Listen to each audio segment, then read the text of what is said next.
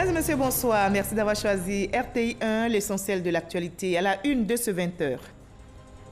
Demain lundi 1er avril s'ouvre la session ordinaire de l'Assemblée nationale de Côte d'Ivoire. L'institution fait peau neuve pour l'événement auquel prendra part le président de la République Alassane Ouattara. Avant la cérémonie solennelle, le président de l'Assemblée nationale Amadou Soumaoro a visité les locaux ce dimanche.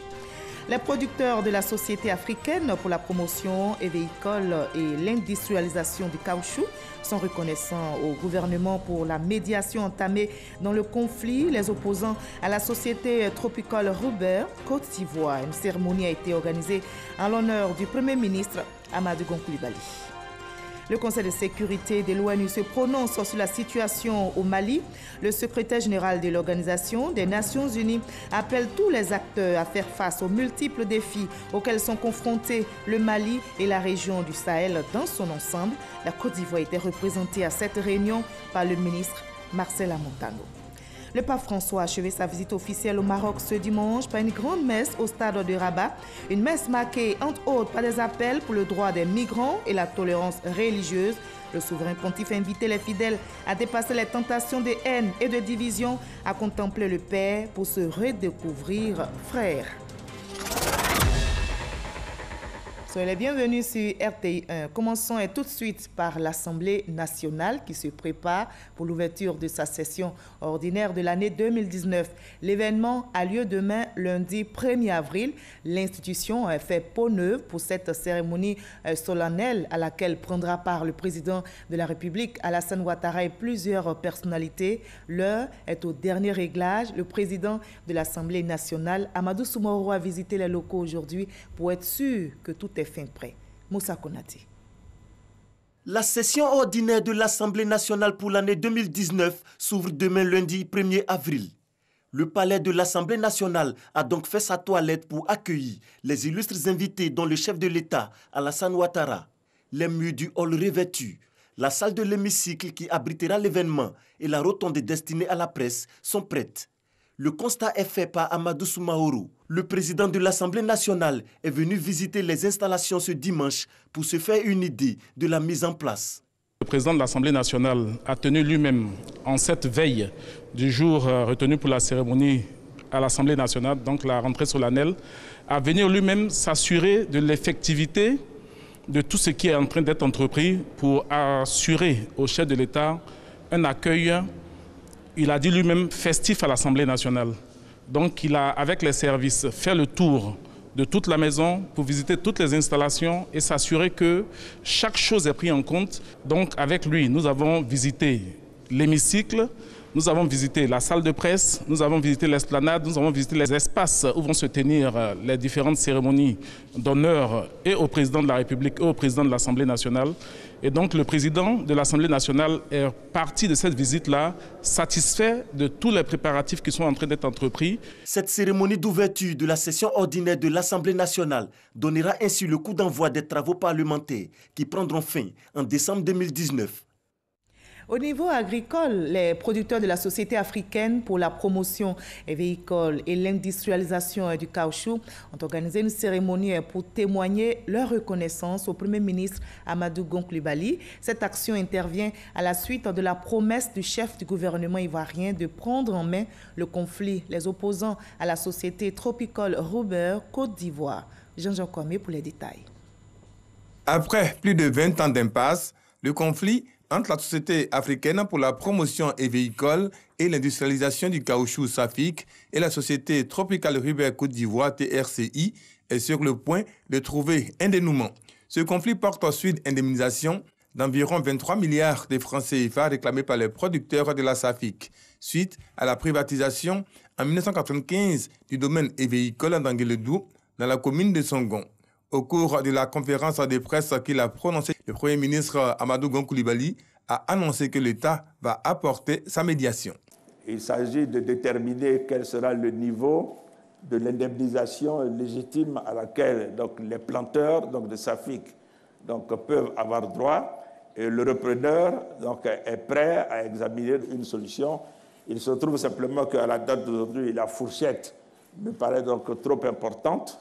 Et nous sommes en train de travailler à rapprocher les positions Les planteurs réclament, pour donner des chiffres, de l'ordre de 23 milliards de francs CFA.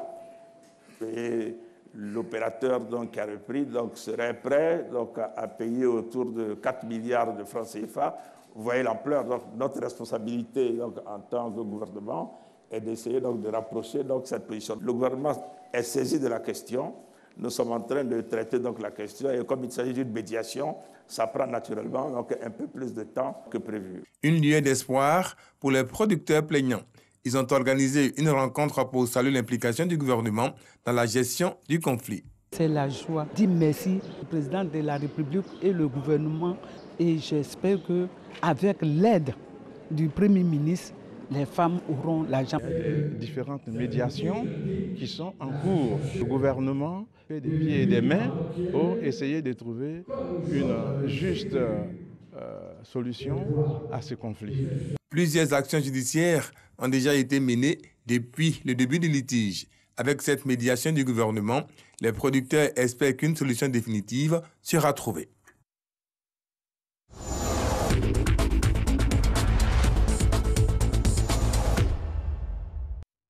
Nous partons pour New York aux États-Unis où le Conseil de sécurité de l'ONU a tenu une réunion sur la situation au Mali. Le secrétaire général de l'Organisation des Nations Unies a appelé tous les acteurs nationaux, régionaux et internationaux à faire face aux multiples défis auxquels sont confrontés le Mali et la région du Sahel. La Côte d'Ivoire, notre pays, était représentée à cette rencontre par le ministre Marcel Amontano. Les explications de Michel Digré. Le Conseil de sécurité préoccupé par la situation au Mali. Au cours d'une réunion sur le sujet, le chef de la diplomatie ivoirienne a souligné la nécessité de maintenir et de renforcer les capacités de la mission multidimensionnelle intégrée des Nations Unies pour la stabilisation au Mali. La réussite du processus de sortie de crise au Mali est l'affaire de tous. Il est indispensable que les efforts des acteurs locaux bénéficient du soutien constant de la communauté internationale, notamment des Nations Unies, de l'Union africaine, de la CEDEAO et de l'Observateur indépendant, qui doivent maintenir leur niveau de mobilisation en faveur de la consolidation de la paix au Mali et dans la sous-région. Il a également invité le Conseil de sécurité et l'ensemble de la communauté internationale à apporter un soutien constant à la MINUSMA ainsi qu'à la force conjointe du G5 Sahel afin de leur permettre de lutter efficacement contre les terroristes et les groupes armés dans la sous-région. La Côte d'Ivoire voudrait lancer un appel à l'unité du Conseil et à la mobilisation constante de la communauté internationale autour de la MINUSMA, dont le renforcement du mandat est plus que nécessaire, ainsi qu'en faveur de son soutien logistique et opérationnel à la force conjointe du G5 Sahel, dont l'action a vocation à s'inscrire dans la durée. Par ailleurs, le Conseil de sécurité a adopté à l'unanimité la résolution 2463 renouvelant le mandat de la mission de l'Organisation des Nations Unies pour la stabilisation en République démocratique du Congo jusqu'au 20 décembre 2019. Au regard de la fragilité de la situation, la République démocratique du Congo a besoin du soutien de la communauté internationale, notamment des Nations Unies, pour assurer la protection des civils contre toute forme de violence, la consolidation de la paix et la stabilité du pays. Marcel Amontano a, au nom de la Côte d'Ivoire, salué le travail du personnel de la mission onusienne, tout en l'encourageant à poursuivre ses efforts en vue du retour définitif de la paix et de la stabilité en République démocratique du Congo. La Côte d'Ivoire solidaire du Mali est aussi au front pour la promotion de l'autonomisation de la femme. Le pays vient d'être désigné comme leader par les 7 États membres du comité régional de pilotage du projet Suède, le projet d'autonomisation des femmes et de dividendes démographiques dans le Sahel. La ministre Mariatou Koné, présidente du comité de pilotage, s'attellera notamment à rechercher plus de ressources pour l'autonomisation des femmes. Franck Wadio.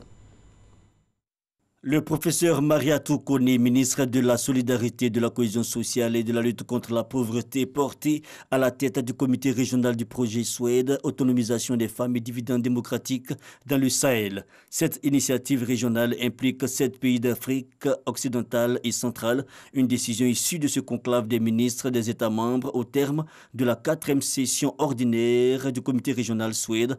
Passage à deux témoins donc entre le professeur Mariatou Koné et Adama Tiemoko Diarra, ministre du Plan et de l'Aménagement du territoire du Mali, président sortant, en présence du FNIAP et de la Banque mondiale, partenaires techniques et financiers. Je voudrais vous rassurer de mon engagement à poursuivre et à renforcer les interventions qui ont déjà été menées par mon prédécesseur. Je voudrais également solliciter votre appui et votre soutien afin que, main dans la main, la famille Swed puisse continuer à obtenir de bons résultats. Organisation d'une table ronde de mobilisation des ressources en 2019, mise en place d'un partenariat public-privé autour du dividende démocratique 2030 à 2060.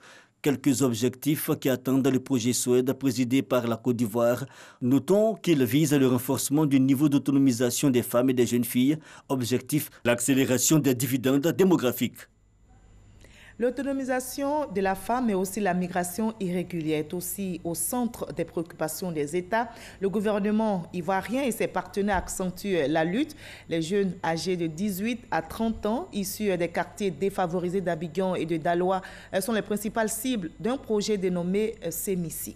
Environ 500 millions de francs CFA seront investis au profit des initiatives communautaires. Le projet a été lancé par le ministre Mamadou Touré à Grand Bassam. Ouattara Amadou Walter.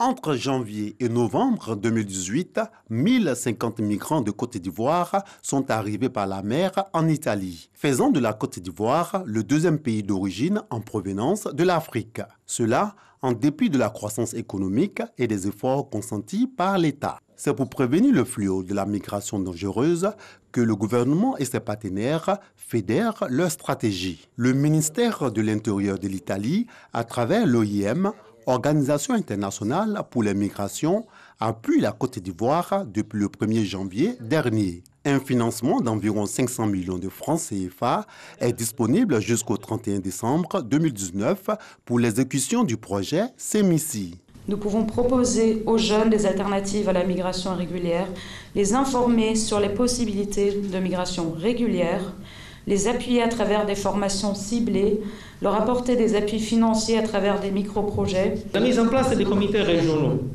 pour conduire les campagnes de proximité sous la supervision du préfet de la région.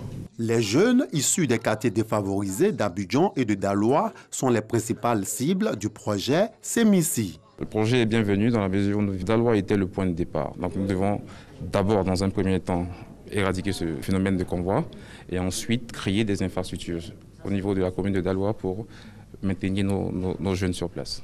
À Grand Bassam, pour présider la cérémonie de lancement du projet pilote, le ministre de la Promotion de la Jeunesse et de l'Emploi des Jeunes a exhorté la cible à rester au pays. Aux jeunes, je voudrais dire que la Côte d'Ivoire, votre pays, regorge de nombreuses opportunités pour vous assurer le meilleur bien-être ici. Saisissez donc cette opportunité du projet SEMICI qui, j'en suis persuadé, nous fournira des pistes de solutions au défi de la problématique de la migration irrégulière. 3 jours de formation sur la thématique migration et développement est initiée. Cette formation est destinée aux autorités locales. Elle vise à renforcer la sensibilisation et à développer les opportunités d'emploi. Au Maroc, le pape François appelle au respect des droits des migrants. Le souverain pontife a couronné sa visite officielle dans le pays ce dimanche par une grande messe organisée au stade de Rabat. Une messe marquée, entre autres, par les appels pour le droit des migrants et la tolérance religieuse. Le pape François a invité tous les fidèles à dépasser les tentations de haine et de division et à contempler le Père pour se redécouvrir frère et promouvoir l'amour. Ici en Côte d'Ivoire, le ministère de l'Éducation nationale rend public les données statistiques scolaires de l'année 2018-2019. La planification des besoins recensés dans le secteur éducatif pour réussir l'année scolaire a été dévoilée. Oyon Télé-Soro, Mamadou Kwasi. 6 391 384 élèves fréquentent les différentes écoles de la Côte d'Ivoire. Parmi eux, 500 000 inscrits dans des écoles confessionnelles islamiques. Ces chiffres ressortent des données statistiques scolaires 2018-2019 de l'école ivoirienne. Ces informations contenues dans un document de 102 pages ont été réceptionnées par la ministre de l'Éducation nationale, de l'enseignement technique et de la formation professionnelle, Kandia Kamsoko Kamara. Un ouvrage qui permet de parcourir tous les compartiments de l'école ivoirienne, Les jeunes filles qu'on inscrit dans notre système éducatif, s'il y a 100 élèves, 42 seulement arrivaient à finir leurs études. Aujourd'hui, nous sommes à près de 80 jeunes filles dans le primaire qui arrivent à achever les cycles primaires. C'est-à-dire que nous sommes passés du simple au double.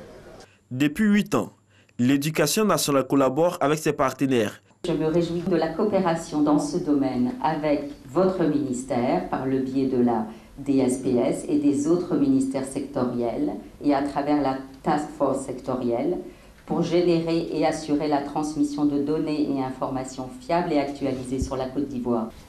Il nous paraît nécessaire d'identifier les zones où vivent ces enfants ainsi que les facteurs qui les retiennent hors de l'école. Ces données statistiques constituent une boussole pour le ministère de l'Éducation nationale, l'enseignement technique et la formation professionnelle dans sa prévision de la rentrée scolaire 2018-2019. Depuis 2012, des progrès notables ont été réalisés dans le processus de collecte des données scolaires. Celles-ci sont dorénavant disponibles 6 mois avant la rentrée des classes et permettent ainsi de favoriser un meilleur pilotage de notre système éducatif. Sur cette question, comme sur bien d'autres, nous connaissons une célérité certaine. Selon les statistiques scolaires de poche 2018-2019, le taux de réussite des filles aux examens de l'année 2018 au BEPC et au CEP équivaut à celui des garçons. Au bac, les filles dévancent les garçons avec un écart de 4,81%. Sur les 5 enseignements répertoriés, le primaire concentre le plus grand nombre d'élèves avec un effectif de 4 3 884 élèves pour 94 308 enseignants. Connaissez-vous les missions du CERFAM, le Centre d'excellence régional contre la faim et la malnutrition en Afrique, qui vient d'ouvrir ses bureaux à Abidjan? C'est le premier centre sur le continent africain. Pour nous faire une idée des défis à relever par le CERFAM, je vous invite à suivre cet extrait du magazine du dimanche au journal de 13h présenté par Hamza Diaby. Il avait comme invité Dr Patricia Ngoran, coordonnateur du secrétariat national pour la nutrition. Nous avons un défi. Quand vous regardez le problème de la faim et de la malnutrition, le recul a été inégal. Inégal parce que notre continent est le plus frappé. Et lent, comme vous l'avez dit, parce que je pense qu'on ne s'est pas mis encore ensemble en synergie, converger et mettre tous nos efforts pour impulser une dynamique et faire changer les choses. On avait dit dans 10 ans, dans une décennie, ça devait être fini, la faim dans le monde. Et pourtant, on approche les 5 décennies. On arrivera. Moi, j'ai confiance. Et je sais qu'on arrivera à éliminer la faim et la malnutrition, non seulement de la Côte d'Ivoire, mais aussi de l'Afrique, avec ce centre, en mettant le centre au cœur, qui est en réalité un centre de partage d'expérience, partage de connaissances, d'expertise d'un pays pionnier. On apprendra tous et je pense que ça sera en direct que chacun pourra apprendre l'un de l'autre, contrairement à celui du Brésil, qui fait focus sur les cantines scolaires et sur la protection sociale, celui de la Chine qui fait focus sur la gestion, la transformation des aliments, les chaînes des valeurs et les aléas climatiques. Mais le CERFAM, il ira plus loin au regard des défis qui sont ceux de l'Afrique. Il va travailler sur les questions de nutrition, bien sûr, pour passer à l'échelle toutes ces interventions efficaces et efficientes, va travailler sur les questions de sécurité alimentaire avec un focus sur la production familiale, la gestion des pertes post-récolte, travaillera sur les questions de résilience, de protection sociale, de cantines scolaires, mais aussi travaillera sur les cadres de coordination que mettra en place les pays, seul gage d'impulser une dynamique et un changement dans chaque pays. Voilà, vous avez maintenant une idée des missions du CERFAM, représentée par Dr Patricia Ngoran. Je rappelle qu'elle est coordonnateur du secrétariat national pour la nutrition. On ouvre à présent la page politique de ce 20h à Thiébissou. La ville a accueilli hier samedi des cadres du RHDP. Parmi eux, l'inspecteur général d'État Théophile Awandoli et le ministre Kobena Kwasi Adjoumani. Ils ont pris part à la cérémonie d'installation du maire de Thiébissou, Ndri Germain. Les populations de Thiébissou et de toute la région du Bélier ont été invitées à la paix et au rassemblement véhiculé par le RHDP. Eugène Atoubé. L'ambiance rappelle celle de la dernière campagne municipale. Ndri Germain, maire sortant, conduisait la liste RHDP. Victorieux de ses adversaires et soutenu par des personnalités de haut rang du RHDP, il scelle un nouveau pacte de confiance avec la population de sa commune. Je pense que l'ère du dimanche se met en place et d'ici la fin du mandat de M. le maire, on verra quelque chose de positif. Le maire de Thiébissou a été installé par Théophile Awandouli, représentant le vice-président Daniel Kablan-Duncan. Avec l'équipe municipale, Ndri Germain est chargé de la défense et l'illustration du RHDP, autant que la promotion de la vision du président Alassane Ouattara. Le RHDP attend de lui qu'il s'accorde avec les populations sur leurs préoccupations et besoins et surtout l'essor de la cité du Kéoui. Ces besoins sont également l'électrification, la santé, les voiries et j'en passe. Et comme vous le savez, ces besoins n'ont ni coloration politique, ni religieuse, encore moins ethnique. Mettons-nous ensemble autour du maire pour travailler pour le bien-être de Thiébissou. L'élection du maire Ndri Germain est la preuve que le RHDP est une réalité vivante dans le grand centre. C'est aussi la preuve que lorsque les populations sont bien sensibilisées, elles comprennent le bien fondé de la démarche des souverainistes de mettre en place un parti politique unique pour promouvoir l'œuvre du président Félix Houphouët-Boigny. Le RHDP, parti unificateur, le RHDP et le footisme, le RHDP, l'avenir de tous les fils et filles de Côte d'Ivoire est pris de paix. Kandia Kamara et Goudou Raymond Kofi l'ont rappelé aux populations de Thiébissou. Elles ont aussi relevé les nombreux acquis obtenus par la Côte d'Ivoire depuis la naissance de ce rassemblement à aujourd'hui parti politique. Avec le projet de l'oufoutisme, Théophile Awandouli invite les Ivoiriens à voir l'intérêt de la Côte d'Ivoire et la traduction de la vision du président Alassane Ouattara à travers le plan social du gouvernement. Quand les enfants de Oufouët sont ensemble, la Côte d'Ivoire marche. Quand ils sont divisés, il y a des problèmes au niveau de la Côte d'Ivoire. Il faut que les enfants de Oufouët se mettent ensemble sous la bannière donc, du RHDP pour travailler pour la paix, pour travailler pour le développement, pour que ce pays se développe, pour que nos vies se développent. Le maire de Thiébissou est à son second mandat, un indicateur de confiance des populations au-delà de leurs divergences politiques. Aoussou Kouadiojano, président du Sénat, et Pascal Yebokwame, président du Conseil régional du Bélier, se sont fait représenter pour traduire leur soutien aux actions du maire de Thiébissou. Une leçon de solidarité et de cohésion et sans doute aussi pour le RHDP, l'espoir d'un retour de ceux qui hésitent encore à rejoindre la grande famille des oufoutistes. Sur place ici à Abidjan, le mouvement Génération RHDP a organisé une conférence de presse pour lancer ses activités. Le mouvement veut investir le terrain pour promouvoir les valeurs de paix, de dialogue et de réconciliation. Oyon Télé Soro, Alexis Ouedraogo.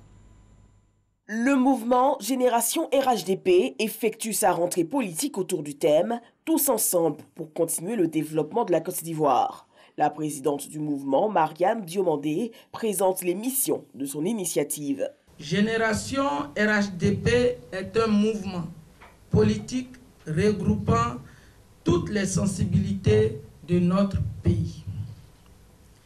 Il se donne pour mission de véhiculer dans tous les hameaux de la Côte d'Ivoire les idéaux du parti unifié, le RHDP. Créé le 2 février 2019 au lendemain du congrès constitutif du RHDP, le mouvement bénéficie de l'appui de sa marraine Assetou Gon Coulibaly. En choisissant Mme Assetou Gon Coulibaly comme marraine, vous avez choisi la discrétion, l'efficacité, l'ardeur au travail, l'engagement pour les autres et surtout un principe de vie simple. À Bouaké le 27 avril prochain, la génération RHDP sera sur le terrain pour une sensibilisation de masse. Notez loin du terrain politique que la Côte d'Ivoire a désormais son Wooz Wooz. C'est un ouvrage qui valorise et célèbre les personnalités qui incarnent l'excellence. Le lancement de ce répertoire de forces vives a été effectué par l'auteur Michel Lohoré. Ils sont au nombre de 72 à figurer dans cet ouvrage. Leur défi, servir de référence pour les jeunes. Pierre Dipomélin, Franck Quadio pour les explications. Plus de 70 portraits de personnalités consignés dans cette première édition du Who is Who in Côte d'Ivoire. Ils sont issus de tous les domaines d'activité, entre autres la politique, les affaires, la finance, la culture. L'auteur Michel Russell-Lauré, journaliste, membre du club de presse de Lille en France. Objectif, mettre en lumière tous les talents qui font la richesse de la Côte d'Ivoire afin de servir de repère à la jeunesse. Les critères sont simples, ils tiennent en 4 mots: le talent, le mérite, les états de service, l'audace, l'ambition. La Côte d'Ivoire dispose de ressources humaines de valeur qu'il faille maintenant faire connaître à l'international. Plus qu'un simple répertoire, cette publication annuelle se met au-dessus des clivages politiques et religieux et envisage rassembler les Ivoiriens autour d'un idéal commun. Parmi les participants, des entrants dans le Who is Who 2019. Je ne sais pas si je le mérite, mais je suis très fier et très heureux de faire partie de ce Who is Who. C'est important de donner le cap, donner l'exemple aux générations qui viennent. Je trouve que c'est un creuset aussi de réconciliation. On retrouve tout le monde au-delà des chapelles politiques, au-delà des chapelles religieuses. Je suis très fière que le Who is Who puisse exister pour la Côte d'Ivoire. Et je pense que mon mari méritait d'être dans ce Who is Who pour le travail qu'il a là-bas au niveau international, qui permet aussi de faire rayonner le savoir-faire ivoirien en dehors de nos espaces. N'entre dans le répertoire que les personnalités qui ont, selon l'auteur, marqué l'année en cours. Le Who is Who existe depuis plus de 60 ans en France et renferme plus de 20 000 profils. Celui de la Côte d'Ivoire est disponible seulement cette année. Il imprime sa différence, selon l'auteur, par sa proximité et son souci du détail, un mélange de récits et d'interviews. 30 égale 30. Notez que le 30 mars dernier, l'actrice ivoirienne Adrienne Couton a totalisé 30 années de carrière. Une coïncidence de chiffres, un anniversaire célébré de la plus belle des manières par la comédienne, comme vous le voyez sur ces images. Adrienne Couton a fait le plein du Palais de la Culture de Trècheville. Le public s'est régalé. Il a redécouvert l'artiste, revisiter l'ensemble de sa carrière sur les planches. Le reportage de Issa Tchonanyo dans nos prochains journaux. La mosquée Siaka d'Abobo Banco a été rebaptisée Mosquée Salam, qui veut dire Mosquée de la paix, par le président du Conseil supérieur des imams de Côte d'Ivoire. C'était lors de l'investiture de l'imam de cette mosquée, à savoir Mori Moussa Kamara. On en sait plus avec notre reporter Francis Boifo. Il a été installé en présence du cheikh Aïma Bouakari Fofana, président du Conseil supérieur des imams de Côte d'Ivoire, COSIM, et du maire de la commune d'Abobo, Ahmed Bakayoko. L'imam Mori Moussa Kamara a reçu le ruban, la canne et le Coran, des attributs qui font de lui le premier responsable de la mosquée Salam ou mosquée La Paix d'Abobo Banco, autrefois appelée mosquée Siaka. Imam Mori Moussa Kamara Kiwamoudine, nous t'exhortons à t'acquitter des nobles missions dans la crainte d'Allah, l'omniscient et l'omnipotent, à te conformer à tout moment aux prescriptions du Saint-Coran et de la sunna du prophète Mohammed sallallahu alayhi wa sallam, à respecter les statuts règlements intérieurs et toutes les décisions du Conseil supérieur des imams en Côte d'Ivoire. L'installation de l'imam de la grande mosquée d'Abobo Banco a mobilisé plusieurs guides religieux et des fidèles venus de l'intérieur du pays. Aux différentes délégations, le maire d'Abobo, Ahmed Bakayoko, a dit sa joie de les recevoir avant de les inviter à être des artisans de paix. L'imam de la mosquée Salam d'Abobo Banco est né en 1960 à Bouna. Il a, à son actif, plusieurs publications sur la parole de Dieu. Je vous propose le reste de l'actualité à l'étranger dans le 7 sur 7. Voyons ce qui a marqué l'actualité internationale cette semaine dans le monde avec Woyon Télé-Soro et Alexis Ouedraogo.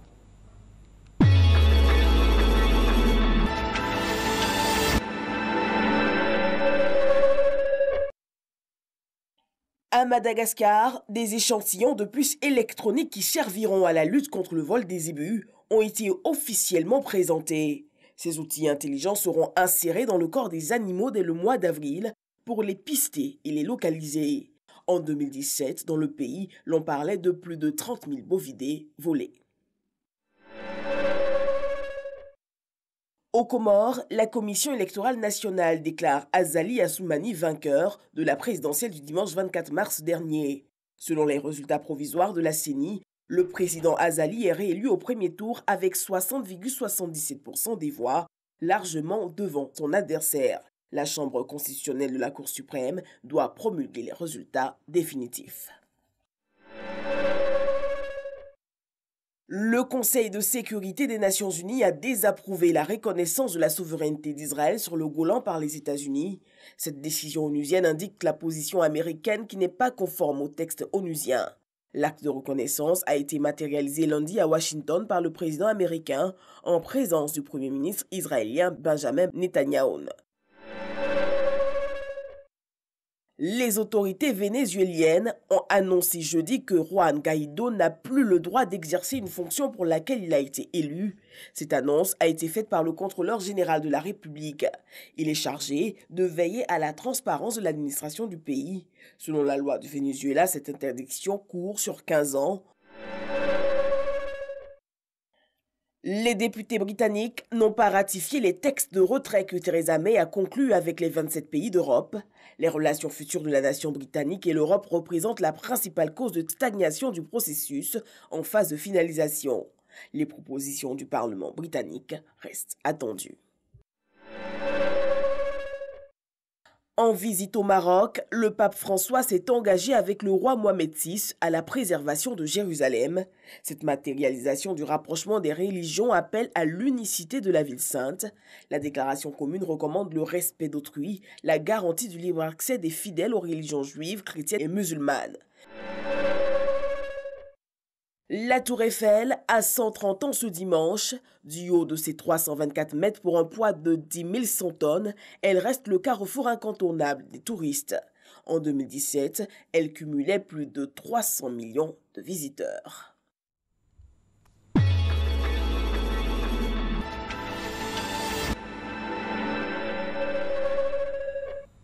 Rappelons pour refermer ce journal qu'ici, en Côte d'Ivoire, demain lundi 1er avril, s'ouvrira la session ordinaire de l'Assemblée nationale. L'institution fait peau neuve pour l'événement auquel va prendre part le président de la République, Alassane Ouattara. Avant la cérémonie solennelle, le président de l'Assemblée nationale, Amadou Soumaoro, a visité les locaux ce dimanche pour s'assurer que tout est fin prêt pour l'événement.